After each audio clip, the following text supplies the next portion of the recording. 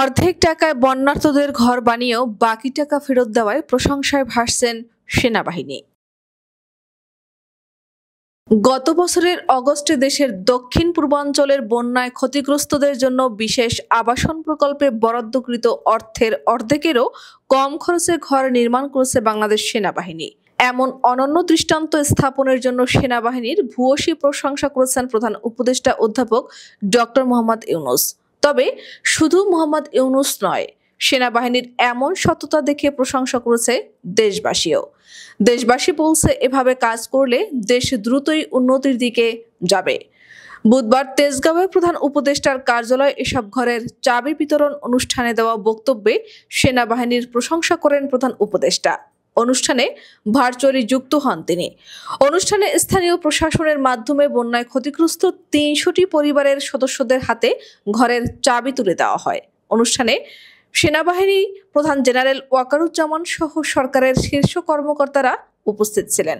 জানা গেছে, প্রধান উপদেষ্টার নির্দেশনায় গত বছর বন্যায় ক্ষতিগ্রস্ত ৩০০টি পরিবারের জন্য বিশেষ আবাসন প্রকল্পের মাধ্যমে ঘর নির্মাণের ৫০ কোটি টাকা বরাদ্দ প্রদান করা হয়। ৫০ কোটি টাকা বরাদ্দ পেলেও সেনাবাহিনীর ২৪ ও ৩৩ ডিভিশনের কর্মকর্তারা মাত্র ২৪ কোটি ৯৮ লাখ ৯৫ হাজার টাকা ব্যয়ে ৩০০টি ঘরের নির্মাণ কাজ শেষ করেন।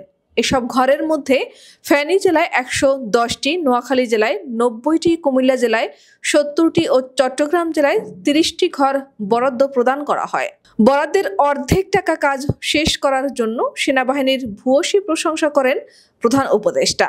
তিনি বলেন, আমরা যেই টাকা দিয়েছিলাম তার অর্ধেক টাকা খরচ হয়েছে। এটা বলতে গেলে উল্টো খবর। সাধারণত বরাদ্দের দ্বিগুণ কিংবা ৩ গুণ আবার চাওয়া হয়। এই অর্ধেক টাকাতে ৩০০ ঘর তৈরি হয়েছে। এটাও একটা আনন্দের খবর। সেনাবাহিনীর যারা কাজে নিয়োজিত ছিলেন, স্বাভাবিক পরিস্থিতিতে এই কাজ ছিল না, অস্বাভাবিক পরিস্থিতিতে এই গৃহ নির্মাণ কাজ ছিল। ঘর নির্মাণে অনেক জিনিসপত্র একত্রিত করতে হয়। এটা কঠিন ছিল, রাস্তাঘাট বন্ধ ছিল, এর মধ্যেই কাজটি করতে হয়েছে। সুন্দর বাড়ি হয়েছে। আমরা সবার পক্ষ থেকে সেনাবাহিনীকে অশেষ ধন্যবাদ জানাচ্ছি। এ ব্যাপারে প্রধান উপদেষ্টার ভেরিফাইড ফেসবুক পেজের এক পোস্টে বলা হয়, ২০২৪ সালের ওই বন্যায় অনেক মানুষ গৃহহীন হয়ে পড়ে। প্রাথমিকভাবে বেশি ক্ষতিগ্রস্ত জেলা ফেনী, নোয়াখালী, কুমিল্লা ও চট্টগ্রাম। অসংখ্য বাড়িঘর সম্পূর্ণরূপে ও আংশিক ক্ষতিগ্রস্ত হয়। ফলে অনেক মানুষ গৃহহীন হয়ে পড়ে।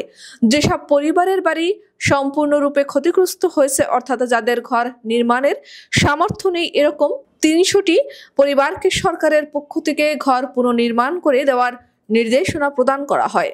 ক্ষতিগ্রস্ত পরিবার প্রধানের পেশা, আয়, ঘর নির্মাণে আর্থিক অসামর্থ্য, দুস্থতা, ঘর ক্ষতিগ্রস্ত হওয়ার ধরন ও স্থানীয় অগ্রাধিকার বিবেচনায় নিয়ে উপকারভোগী পরিবার বাছাই করা হয়। জেলা প্রশাসকের নেতৃত্বে সশস্ত্র বাহিনী বিভাগের প্রতিনিধি, দুর্যোগ ব্যবস্থাপনা ও ত্রাণ মন্ত্রণালয়ের প্রতিনিধি এবং জেলা প্রশাসক কর্তৃক মনোনীত অন্যান্য এক বা একাধিক প্রতিনিধির সমন্বয়ে গঠিত কমিটির যৌথ জরিপের মাধ্যমে উপকারভোগীদের অগ্রাধিকার তালিকা প্রণয়ন করা হয়। ডক্টর মোহাম্মদ ইউনূস বলেন, যাদের একেবারেই ঘর নেই তাদের জন্য প্রস্তাব আসছিল টাকা দেওয়ার ব্যাপারে আমি একটু শক্ত অবস্থানে ছিলাম। এই টাকা দিতে গেলে ভাগ বাটোয়ারা হয়ে যাবে, আসলে যারা প্রাপ্য তাদের হাতে পৌঁছাবে কিনা। তখন একটা প্রস্তাব আসছিল আশ্রয়ণ প্রকল্পের মাধ্যমে করা। এই প্রকল্পের নাম শুনেছি, কিন্তু পরিষ্কার ধারণা ছিল না। ভাবছিলাম কি করা যায়। পরে জানলাম এটা সেনাবাহিনী করবে। তখন একটু স্বস্তি পেলাম যে এই টাকাটা অন্তত সঠিকভাবে ব্যবহার হবে। প্রধান উপদেষ্টা বলেন, আমরা যেই টাকা দিয়েছিলাম তার অর্ধেক টাকা খরচ হয়েছে। এটা বলতে গেলে উল্টো খবর। সাধারণত বরাদ্দের দ্বিগুণ কিংবা ৩ গুণ আবার চাওয়া হয়। এই অর্ধেক টাকাতে ৩০০ ঘর তৈরি হয়েছে। এটাও একটা আনন্দের খবর।